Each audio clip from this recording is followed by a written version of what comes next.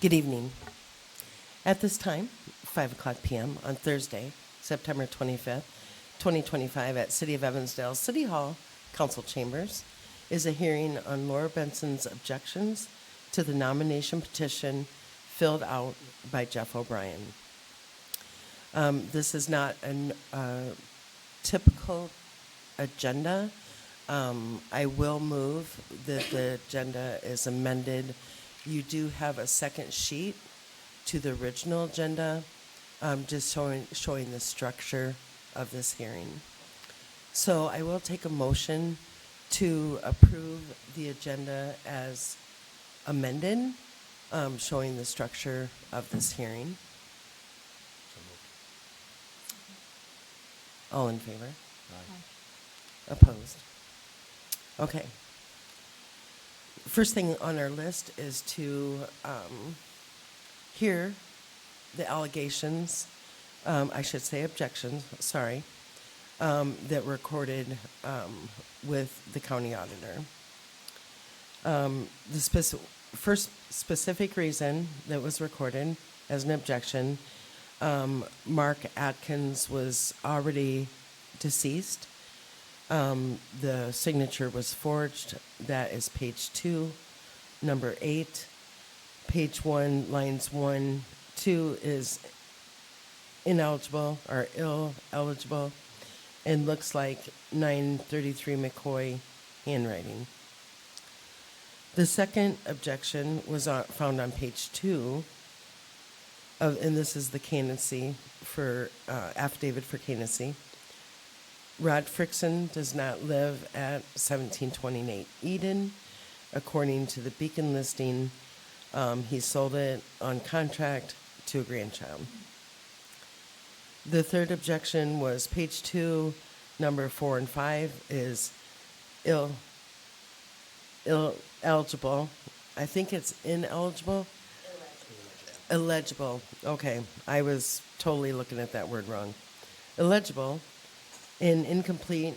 The names do not match Beacon, and we don't know who they are to validate the illegible signatures at 554 3rd Street.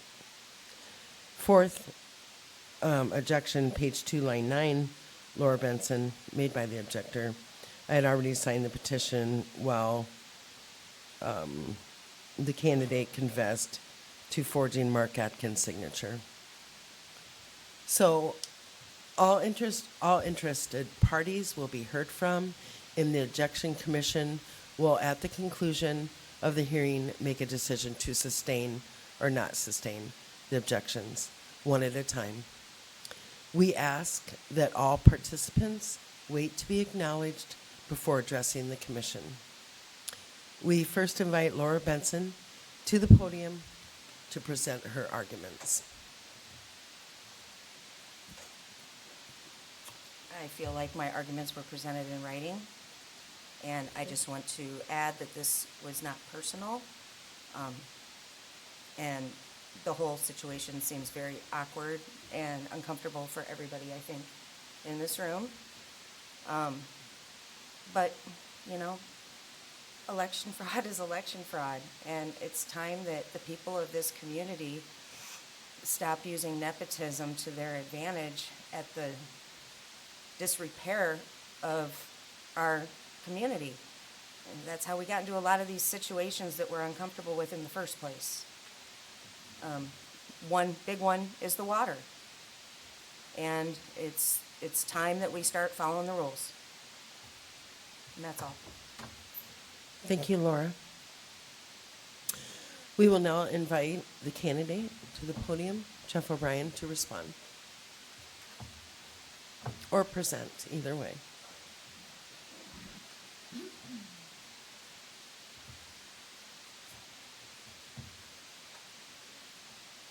I just want to say, I didn't lie. I had permission from Mark, and I didn't try to hide the fact from anybody. I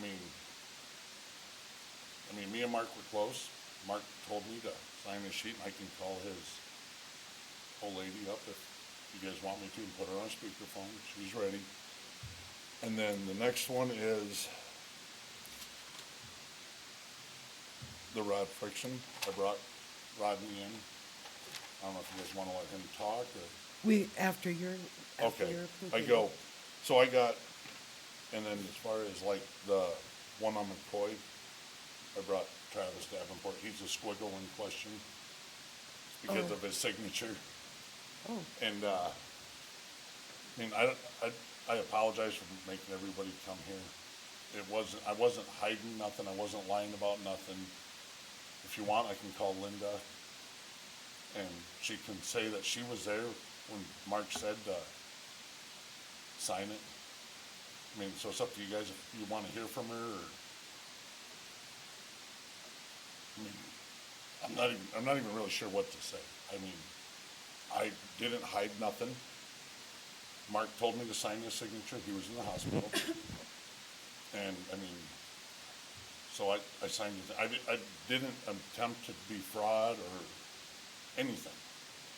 And I guess I really don't know what to say.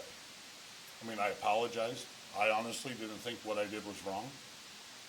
I mean, I've known Mark forever, and he wanted to sign my sheet, and I guess that's my case. And then I brought, a letter from Alexis, and because she was the one that were on lines 4 and 5, that, they said, we don't know who they are, but they've lived there for 5 years. So, I mean, if you want, I gave you guys each a copy of her paperwork. She has her phone number on it. If you have any Okay. questions. thank you. There'll be a time for you to come up. All right. And again, I'm sorry for wasting all you guys' time. I mean, if you want to hear from Travis, he can vouch, he signed it. And I'll let Rodney explain. Yeah, that will come next, Jeff. Okay. So, You can be done if you are. I mean, trying to think of what else. I mean, I'd just like to say that, I mean, you've all seen the video. I didn't lie to Laura. I didn't deny what I did. I mean, I honestly didn't think what I did was wrong. So, all right. Okay. Thank you.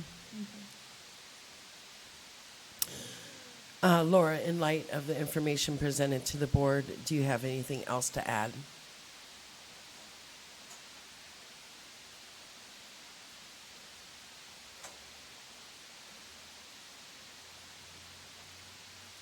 Unfortunately, I do believe, Jeff, that he doesn't believe he did anything wrong. And I feel like Mark probably would have signed. However, I'm not clear on the date he went into the hospital, but he was definitely upright between August 25th and the time that the water was drained from the water tank, because he was commenting on there. I saw several signatures that were dated for the week prior. I mean, if we know that the first date you can turn your candidacy forms is August 25th, there's plenty of time to get Mark's signature. And I honestly, I don't know anything more about Mark's health, so, but my understanding is also that once you go on life support, you are no longer expected or capable or valid. You have to have a power of attorney to make those decisions for you. And, I believe Mark probably would have signed it. I believe that, the situation was at the end of the last 11th hour, somebody needed to be on the ballot. And Jeff did step up to the plate to do that. He was running against the clock, and I was being supportive until he said that. And I honestly didn't think I heard him right the first time until I reviewed the ring camera footage. And I'm sorry, but it's illegal. It's wrong. And I tried to call him a couple of times and recommend that he pull his ballot and that, we just go to a write-in. I believe that he still probably would have won had he done that. But, moving forward, it's up to you guys. It's not up to me. And this isn't personal, and I'm not running for Ward 4. It's just, it's a matter of having integrity in our government, especially our city government. And when we see somebody make a mistake on our own level, we need to hold them accountable as gently as possible. I certainly don't want Jeff to, get in big trouble over this. But he had to have known. I'm sorry, Jeff, but you had to have known it was wrong to sign his name. I was the last one to talk to him, and he told me that the lady was right there. I mean, I'm just saying, But that wasn't the date on the thing. no, that's not the date on there. But he told me to sign his name on it. I only did all my signatures in a short time. I didn't get my paperwork because there's a lot of stuff going on in my life right now. Dad died, I know. brother died, having to take care of all the estates. I was taking care of Mark's dog and all the stuff at his house. It was a lot of stuff just at once. And I I wasn't, feel horrible. and I apologize. I wasn't trying to defraud anybody. I do believe he made this judgment call in his grief and hurry. I will say that. Thank you, Laura. Jeff, in light of the information that was just stated, do you have anything else to add? I mean, I put everything out there. I mean, if it's wrong, it's wrong. I apologize. I didn't think I was doing anything wrong. I mean, I had the man's permission. I mean, it's on your guys' hands. On the objector's case, does anyone want to come up to the podium and speak on behalf of the objector?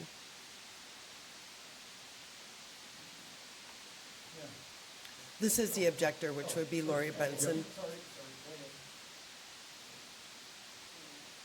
Yeah. Yes, ma'am. All right, I don't know anybody in here, I'm probably a silent participant most of the time. And I knew Mark real well also. And I agree, he probably did want his name on there. But what it boils down to is, with everything that's going on in our government, this is one of the things, that's showing up in a small community, which in the realm of things is a pretty big issue. And I'm not saying that you did anything dishonestly, I really don't think that you did. But common sense would say, yeah, Mark's telling me to go ahead and sign his name, and I can sign his name, but because of what the signature was going on and the reason for the signature, it might not have been a bad idea to get, Power of attorney. yeah, or no, not even a power of attorney, but somebody, my memory sucks. Yeah, right, yes, to do that, and I know it would be kind of a pain in the butt to get one quickly, but, you could have shot something on Facebook, there's plenty of them here in town even that could have signed it.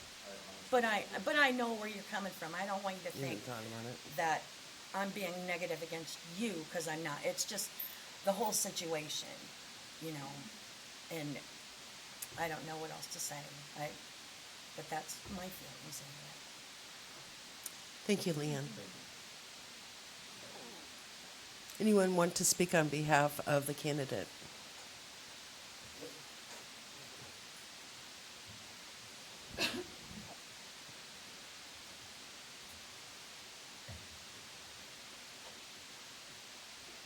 Jeff, what date is on that? That Mark, you signed for Mark? I don't know. It was before he died. It was, Couple of days, 3 days? no, it was just. Same day. Same day he died? I wasn't gonna put it on there, but he wanted it on there, and when I talked to Linda, she said,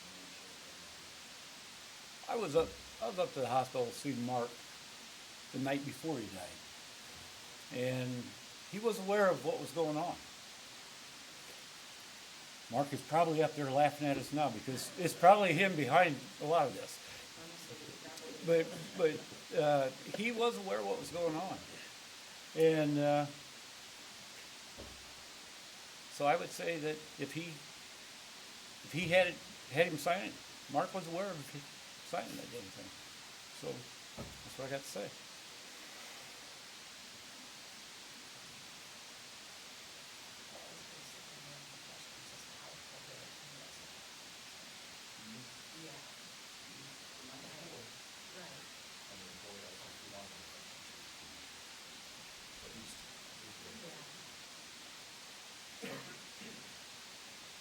Does anyone else like to speak on behalf of either objector or the candidate?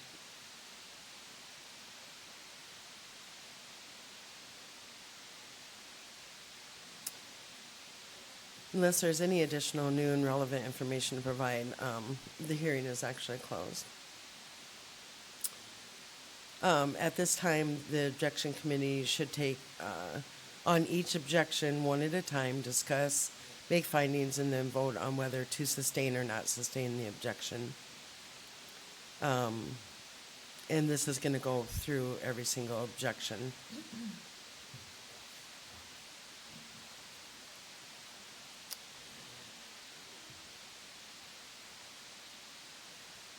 So on the first one, it's gonna be Mark Atkins had already been deceased. The candidate had forged Mark Atkins' signature on page 1. And then it also stated line 2 is ineligible and lacks, and looks like 933 McCord handwriting. So we are discussing this.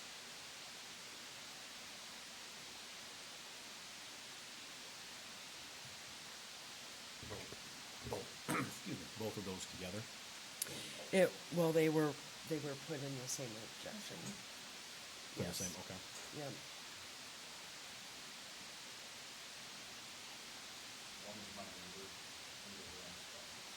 Yeah. And these need to state in for this one.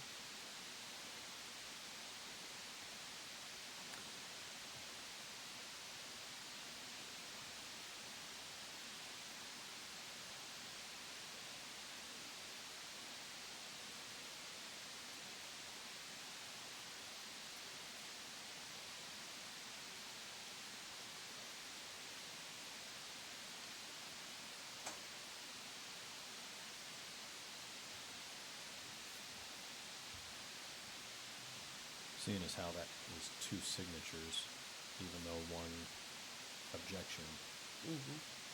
you would need to take action or on each because they are different signatures. We very well could. Okay, I guess I would like to see that as, Okay. I mean, my statement, I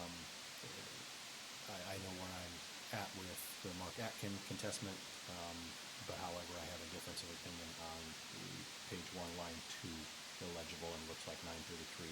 Right. Just for the record, I do see them differently. So they will be separated as 2 different objections. One moment.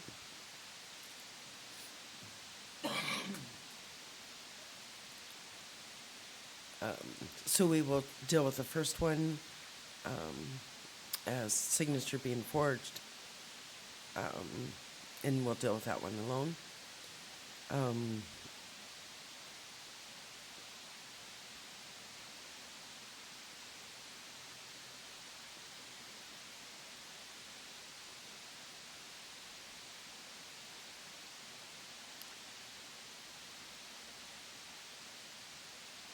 I would personally have to say that I agree with the objector myself, that it takes a lot of time to do what we do while we're sitting behind here.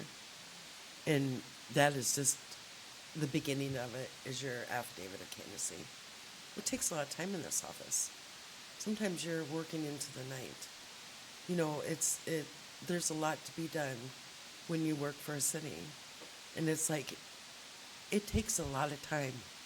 It takes me a lot of time, but I like to talk to get my papers filled out. I mean, I could be at somebody's home for 2 hours. That's not uncommon. And that's my devotion to what I do. If I'm going to say that, and I'm going to say it on a personal level. So that's my opinion. So you were in favor to sustain the Yes. first objection? I was in the favor to signature? abstain there first. Yes. I am also in favor, and regardless of your intent, I think ignorance to the law isn't necessarily an excuse. We all agree Mark would definitely have wanted it, but it isn't stopping somebody else from hitting 50 deceased people. So, and you admitted, you wrote it on there, so I sustain. Correct. Correct. I would also move to sustain the action of Mark Atkins. I guess forged signature, just by definition. My 2 points to stating on it is that extensive homework and legal research have concluded that while somewhat of a gray area, most case law seems to err in the side that if in these types of documents, if it wasn't the voting member themselves in this case, so the actual individual, it would be considered fraudulent. The other one I wanted to point out as well is the address. Not trying to nitpick, but if we are simply paying attention to detail, there is no 909 3rd Street. There is a 909 3rd Avenue, so technically that address would not be valid as well. Yes.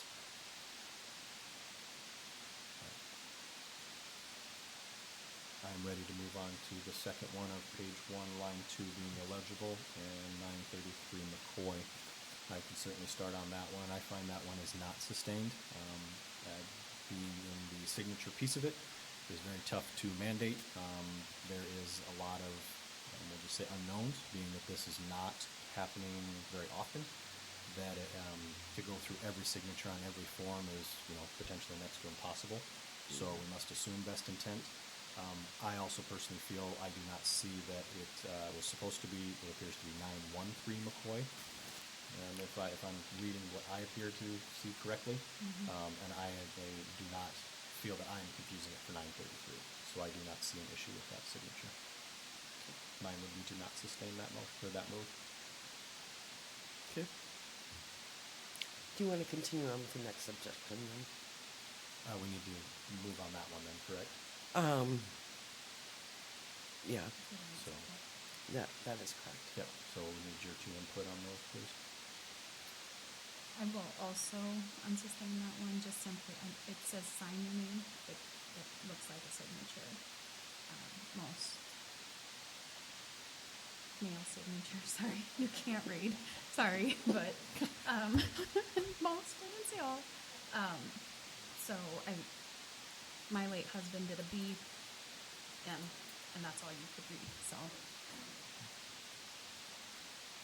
I think that one's pretty valid. And I would also not sustain that objection,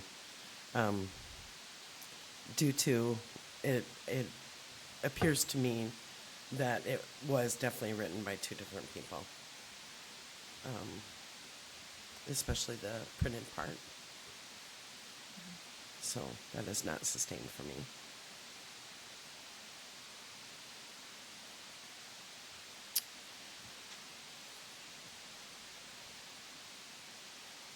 On to page 2, Rod Frickson, dispute of address.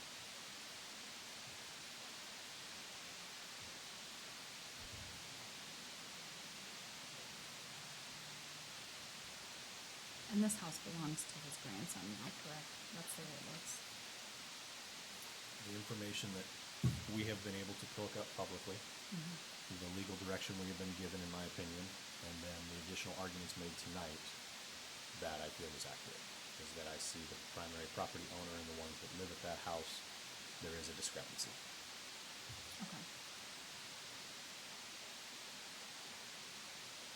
I would sustain that one as well. I would sustain that one as well. I will also as a third, given the information presented tonight and no additional arguments. That is what we've been presented. He had his opportunity.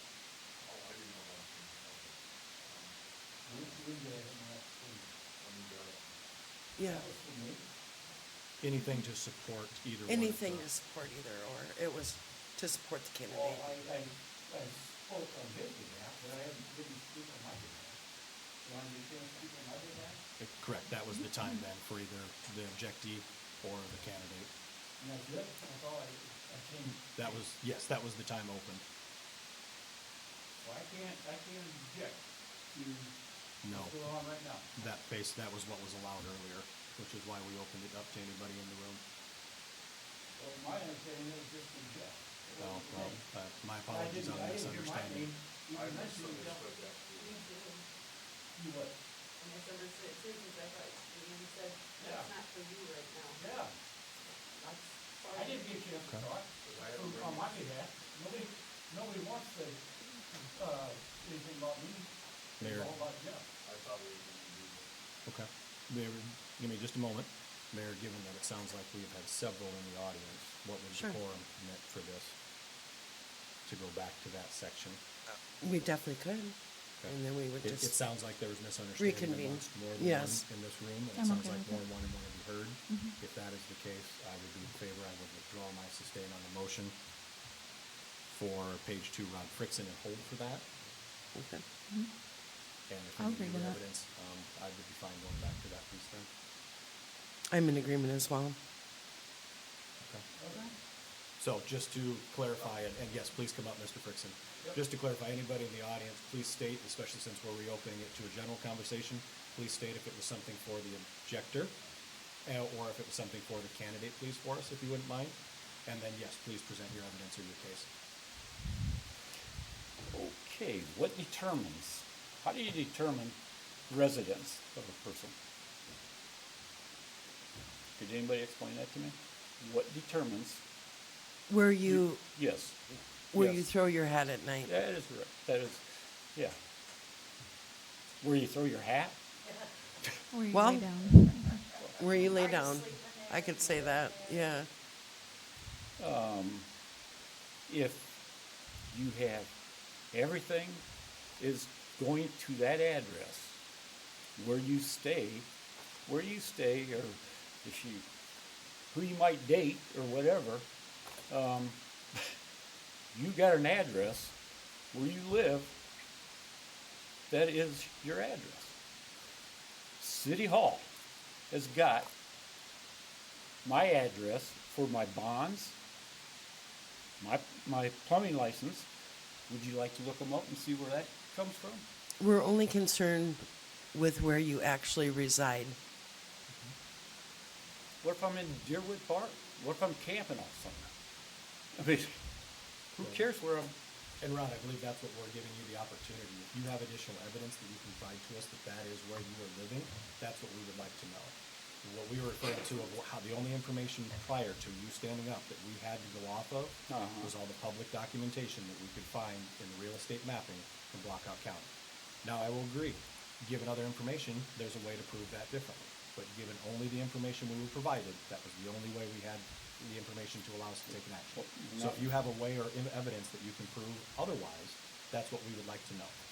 Well, I've got 3 or 4 houses, and I'm sure my name is on all 4 or 5 houses that I got. And who's to say I'm not in one of them houses? Blackhawk County Online states that this address is under contract to a different individual than yourself. Huh? I'm just simply stating the Yep. facts. And it has your name listed at a completely different address as the deed holder for that property on contract. And what address did it have for deed holder? 261 East Gilbert Drive, Elkhorn Heights. Okay. Now, I've had 2 changes of addresses in the last couple of years. Matter of fact, a lot of my information still comes from 911 Central. So, And that's why. matter of fact, the taxes for 911 Central still came into my name. And that's what we're asking is, that's what this opportunity was at the hearing. We would like to know if you have a way to prove your validity of your address on Enid versus the one that we have been presented from public record? Well, I got my social security, I got all kinds of mail here, I got stuff from the courthouse, that's been mailed to me. What more do you need? Okay, may I see it? Yeah, oh yeah. There's my social security, there's checks, there's everything. Here's my checkbook.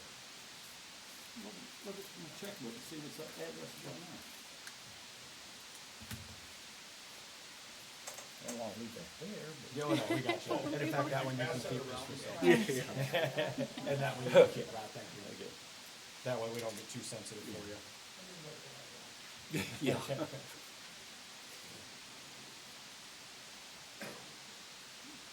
I think it goes back 2 years, my address being there. Yeah, I still get stuff for Central, I still get stuff for Gilbert Drive. Matter of fact, Gilbert Drive, the people that's living in there, all the bills still come to me from Gilbert Drive. And you were stating this is your primary residence as of today, Even, yes, for your primary residence? that is. Okay. Not saying that I can't go stay wherever I want to, but yeah, that is. No, and yeah. that is correct. Yeah. We're certainly not taking that, but given especially the ability, you may own 4 properties. I'm gonna give you a scenario. Yeah. I own 4 properties in Yeah. all different wards of town. Yeah. Only one of them can be my primary residence of where I am That is registered the to one. vote, to pay my primary, Yep. a homestead tax credit, for example, only applies to one. That is So correct. that is my question. Yep. Okay. There's mine. Thank you very much. Yes, sir? Neither property had homestead applied, from what I could find. No, I did not. I missed I it. can vouch from what you were told, that his voting address is in, and he was still noticing that my same one, 2 houses in line. Her address is now not the one on file. So, I mean, Your mail comes out anyway. yeah, but your mailing address is your house. Yep. Well, then that's, Where you keep your According to clothes, voting records. where you shower is your home. Well, I've got a lot of my clothes, half of my clothes are in my car, and I'll take you out and show it to you. Like, if you go to vote, they'll say, what do they ask you to bring if you don't have your ID? 3 pieces of mail or bills with your name and address. That is considered your, where you live doesn't matter. It's where you're at. and it's, the meeting here is being recorded. This is as a public record. I have asked Mr. Frickson directly what his primary address is, and he has stated that it is the one I needed. Yes, it is. Thank you. Anyone want to speak on behalf of the candidate with this new information? Thank you, Mr. Frickson.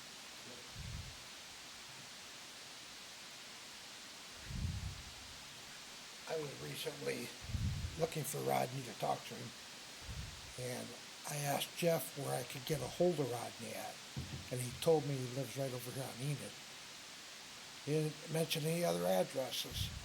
Said he lives right over here on Enid. And I'm through marriage related to Rodney, and that was what I got, was he lived over on Enid. So I think that's what he presents as his home. Thank you. Thank you. Thank you.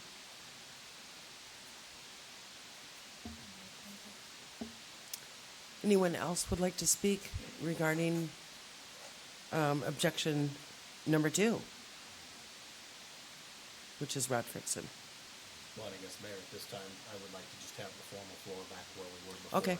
So if there was anybody, since it seemed to be a miscommunication, and Okay. we will absolutely own that, would like to know if anybody Yes. would speak on behalf of Ms. Benson, on behalf of the plaintiff, The objector. objectioner, thank you. Yeah. Or on behalf of the candidate in defense of the allegations. So I would like That's just what I was open, just- yes, the yeah. whole floor on either one at this point. Either And one. then we will close it and move into the action, so.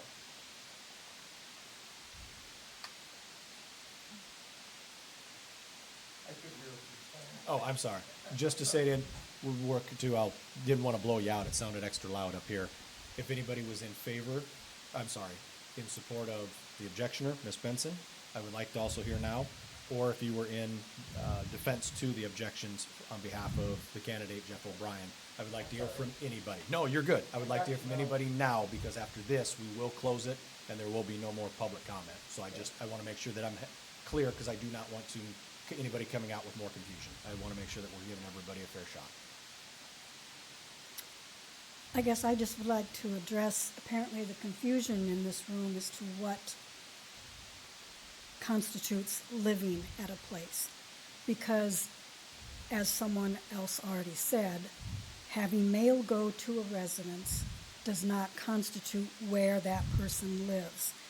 And in the information online from the Office of the Iowa Secretary of State, where it talks about filling out these nomination forms, it says in cities that are where individuals are elected by ward, it says in cities where council members are voted on only by the residents of the ward, which is this case, only Ward 4 residents can vote for a candidate. Petition signers must live within the ward. Just because mail goes to an address does not mean that that individual lives there. I can say this because, as you brought up, Mark, I own 2 properties in Evansdale.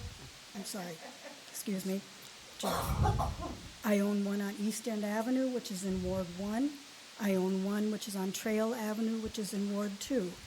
I can't vote at both wards. I vote where I live. And Rodney votes at the CRC on Ward 4. Because that's his mail method, that's his voting location. If you got all I your- guess if he is stating for the record that he lives on Enid, that's one thing. But I'm just saying showing mail doesn't prove that you live there.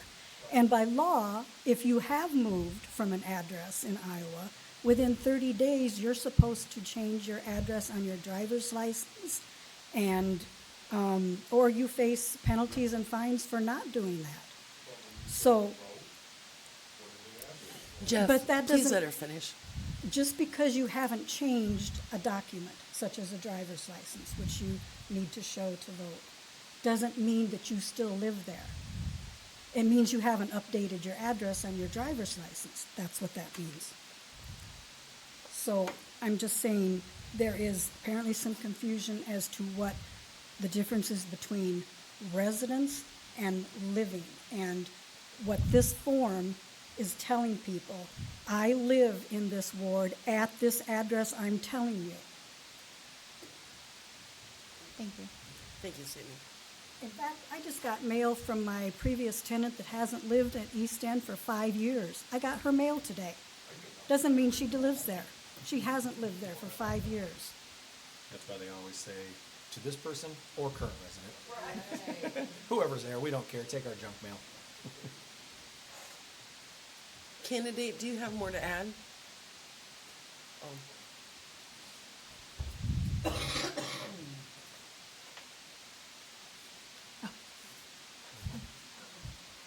We thought you were going back to the podium. Did you want me to sit down and wait, or?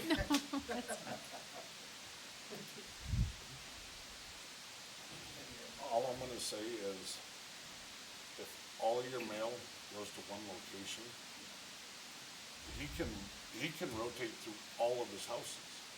He can live at a different one every night of the week. If that's the one he chooses to have as his address, that's where he's required to vote. I mean, if he wanted to move to the other address, he'd have to move his mail and get that as his address, then he'd vote in Elk Run. But I mean, as it stands, he has to vote at the CRC.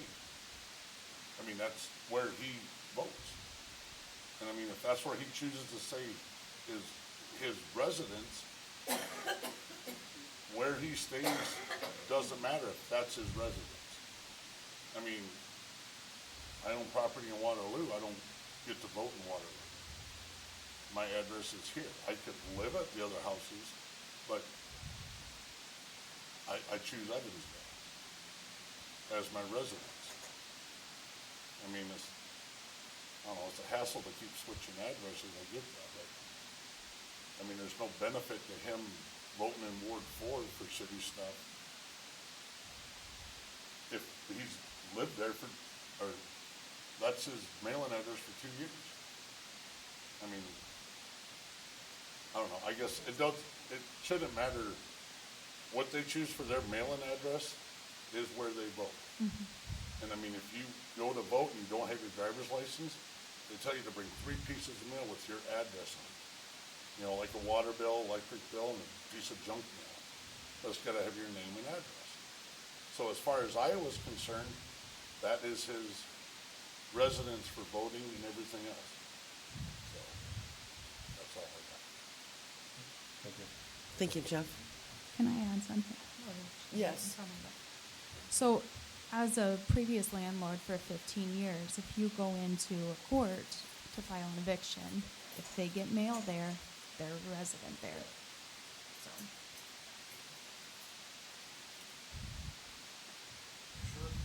Yeah. I do too.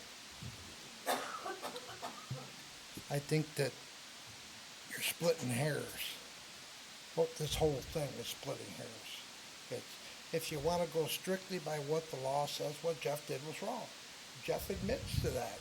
He didn't turn around and do it and say, I never did that. And I'm on that end of it preaching for the guy that kind of talked bad about me on the thing. So I can understand Laura's precedent there of right is right, wrong is wrong. But when you look at the fact that Jeff just had his brother die, his dad died, his best friend died, he had to take care of the dog, plus his brother and his dad left him all kinds of stuff he has to take care of. So in that aspect of it, I'm saying I think we should give him a little leeway in the matter. That's up to you. I can't decide that, but that's just what I wanted to say, is that you have to look at the fact that he didn't do it intentionally. That makes a world of difference. Thank you. Thank you. Oh, one more. Sorry, just one more. Okay. I just have to say that I agree that the law is the law, and it is a lot of work to do the jobs that you guys do. Any government position, we hope for honesty and integrity, and I'm glad you guys have made the decision. I don't know if you'll stick to the decision, but you know, a signature is a signature, and I'm sorry, nothing personal, Jeff, but it's important to uphold the law. Thank you. We are going to, gain the floor again. We believe that we've heard everybody that wants to speak on behalf of the objection. I suppose. Something different. Sandy and Laura, it's okay with them. Please come up to the podium, sir. Well, Ms. Fritzen. Do you mind if, I'm gonna just give you permission, if I go over to somebody's house for supper and maybe spend the night, is that okay with you two? Mr. Fritzen. This is not a debate. We are This gonna is not a keep this- debate about, Yes, we are gonna keep this above reproach, please. Okay, So- well, yeah. I mean, this is kind of what it's coming down to. But I, We're not going to go into this Yep. back and forth. If you want to add that's, to, hey, we're gonna take order. Hey, there will be Gentlemen. order. I think this issue could be resolved real easily since we're talking about a voting issue by just seeing a voter's registration card and a homestead credit. That solves it. There's no reason to have all this discussion.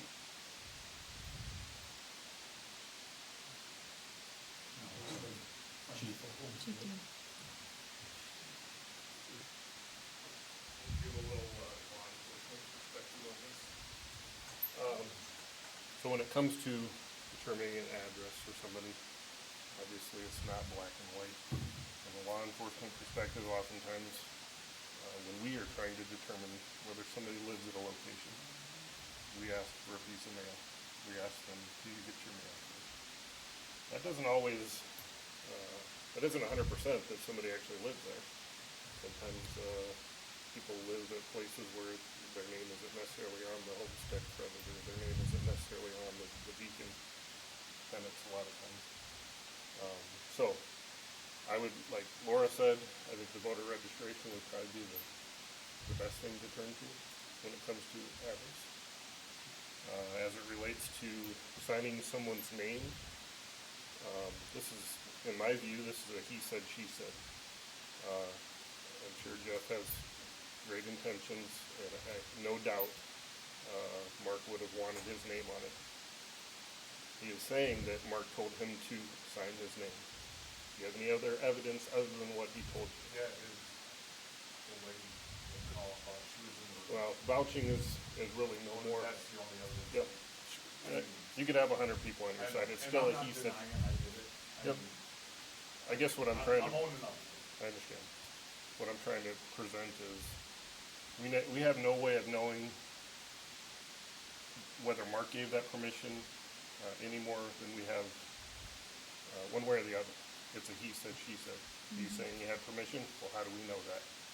We don't. So those are my 2 cents as far as the address and the signature.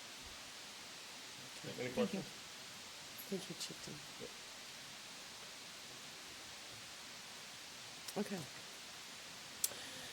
We were in the process of objection 2. Rod Frickson does not live at 1728 Enid. According to the Beacon listing, he sold it on contract to a grandchild. Just, and Mayor, if I may, just for a moment, given obviously any new evidence, any new testimony that's been presented across us, I will state that I am happy to have further discussion. The first 2 that we touch base on, Mark Atkins' signature, and then also the page 1, line 2 being illegible, and 933 McCoy versus 913 McCoy. I will just publicly state that I do not change my position on either one of those, but I would offer to either of you ladies if there would be any more consideration on your side. On those first two? The first 2. Just so now I'm that the we've heard same. all information and we're taking action in order now. I'm the same. I am the same as well. No change of vote. Thank you. Then yes, that would bring us to page 2. Ron Frickson does not live at 1728 Enid. I will state that taking somebody for their word and presenting what information was given to me, I do agree. Is there still a possibility it could be incorrect? Yes. But the information that was presented to us tonight and the word of Mr. Frickson will state that that is his primary address. I must take it as his word, and I would move that that would not be sustained. I'm gonna agree with that, with Mr. Frickson stating that that's his residency, and the vague, description of it. We have to take him at his word. I am going to vote not to sustain as well.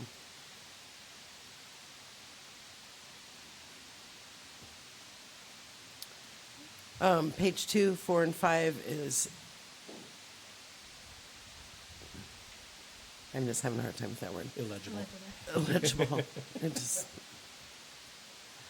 legible and incomplete. The names do not match Beacon, and we don't know why they are to validate the illegible signatures.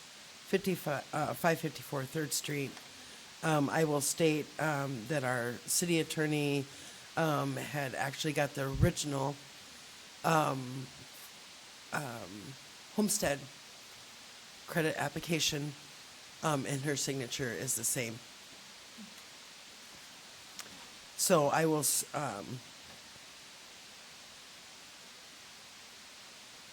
gonna let you guys go before we vote, right? Yes, I have Okay. no further comment. Yes. Okay. Oh, you don't? Okay. So I feel the objection on this item, page 2, 4, and 5, is not sustained. I second. I would also agree, not sustained.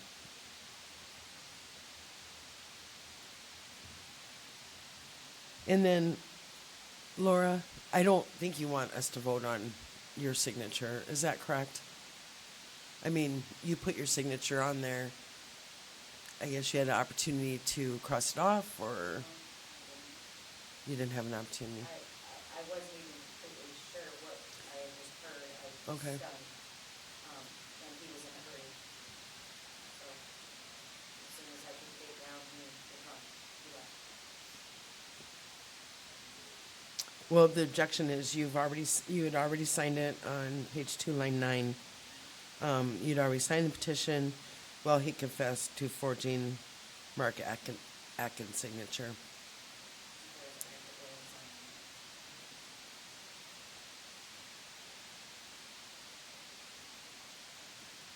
it. So, given the opportunity, you would take that off. I would.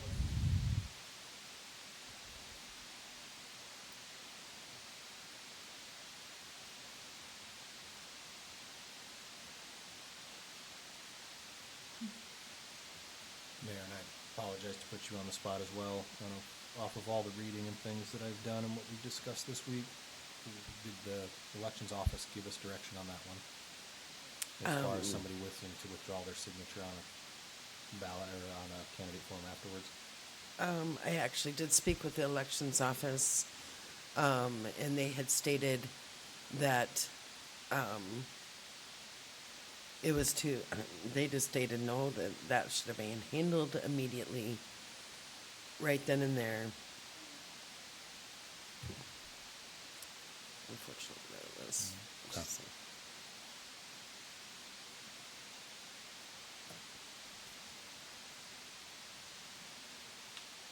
So I believe once it's on there and the document has been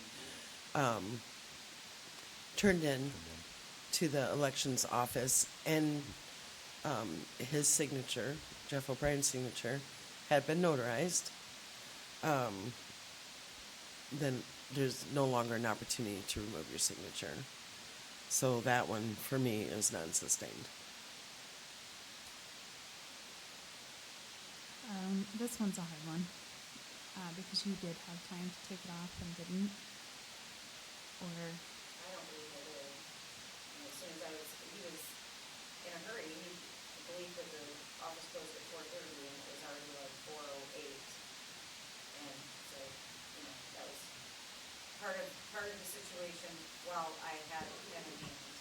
in the And then as I was on the date part of it is kind of when he said it, and I was just stunned, and he was in a hurry to get to his next signature. Before all this, was you sent me thing out, you know, my bio and all that stuff. You never once, I didn't hear about this. I wanted to sent talk to you about it in person. We're not going to go this back and forth. No, I was just saying that. I'm looking at the commission. Do you want to hear? no, I think it just adds more confusion. I'm,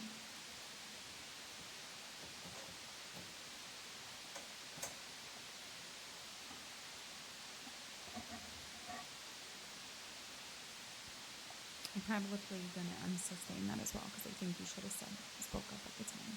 I'm sorry.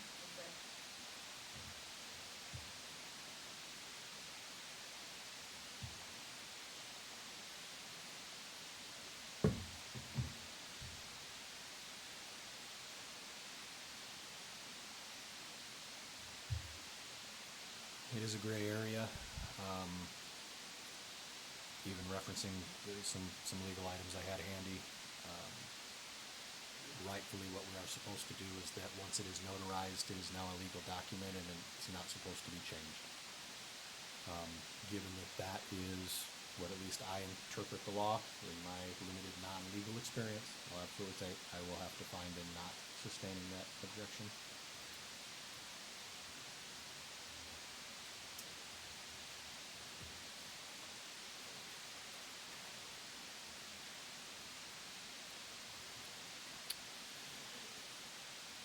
We have addressed the commission here has addressed all the objections we have voted on, and we have made our decision.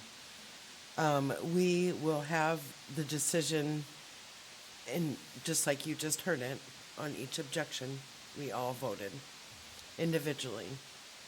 But that will be recorded in our office, and will be available for anyone that would like a copy of it.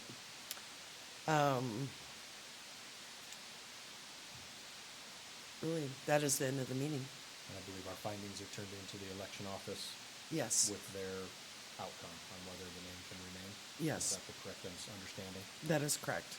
So, and I apologize, I'll say it a little louder, is that the next step is that our findings on each of the objections are turned into the elections office. And they are the ones that then can ensure that if there were the criteria met to be placed on the ballot or not. Yes. That is correct. We just voted on each objection individually as a whole. And that will be recorded, and it will also be turned into the election office tomorrow.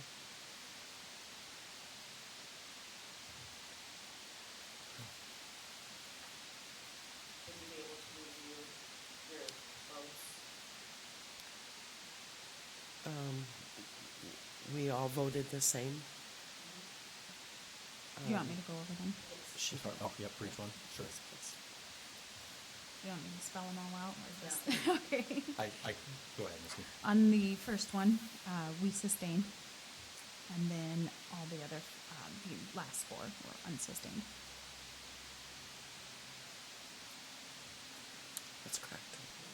Yes, I agree, that is accurate. So, I believe, Mayor, nothing further, that would conclude this hearing, is that correct? Yes, it would. Well, I don't know if it's adjournment or anything special. but- We don't do it in, yeah, Okay. it's just a hearing. Perfect. So the That would hearing has conclude. been closed.